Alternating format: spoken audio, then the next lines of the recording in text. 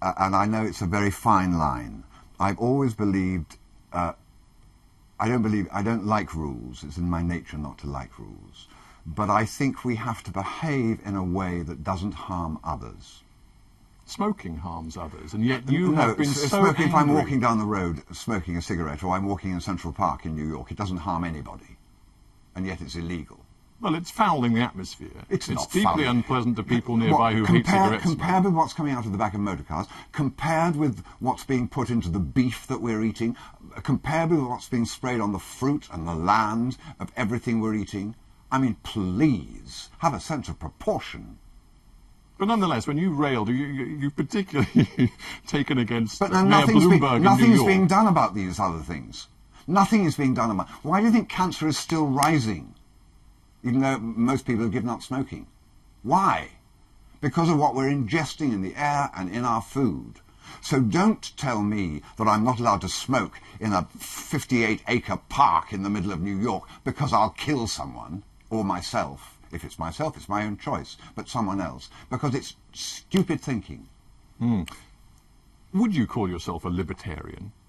Probably. I'm not sure what it means. Well, I suppose it means an absolute insistence on the primacy of individual liberty when it comes to the organisation of society.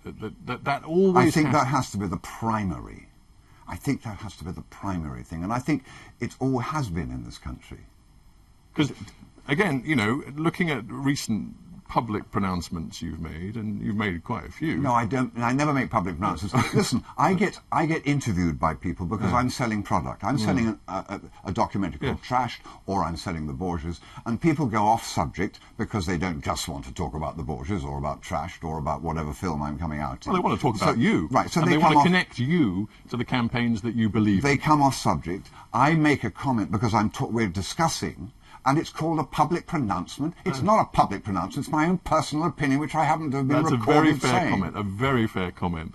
And I'm, you know, like many other people, fascinated by some of your opinions because they're really interesting opinions, and you're not frightened to put them out there. I mean, another one which was recent and which was fascinating was your view of gay marriage, in which you clearly expressed disquiet about the idea. You did it in a way which caused a big stir because you said, you know, you weren't sure whether it in the end meant that fathers might want to marry their sons for tax purposes. Yes. I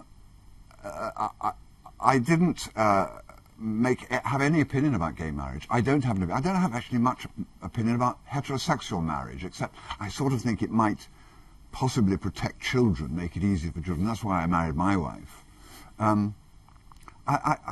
Gay marriage is not something I have any feelings about at all. I'm quite interested in what it does to marriage, which is why we were having this rather bizarre conversation. This was an American journalist a little while ago. Yeah. And you did. I mean, I don't want to be clear about what you felt. I mean, you did say you thought it might debase the institution of marriage, which is an interesting thing to say. Well, it changes it, doesn't it? I mean, marriage is about procreation, really. That's historically how it's always been. But I'm very badly informed, and I actually don't know the difference between a civic partnership, which we have in this country, a civil partnership, and marriage, which the governor's just voted on. I don't know what the difference is. I know the church has problems with it historically, and I don't know whether those problems will go away. In America, I think it's different, because in some states you can marry same-sex partners, and some you can't. So I was just rather amused by the idea which I put forward. It had nothing to do with my feelings. I think gay marriage is wonderful. I think, as I said at the end of that interview, and this wasn't reported, I think any reason that holds anybody together in a relationship is great. If it works as a glue, if it makes you feel better, if it makes you feel you love your partner more, then great.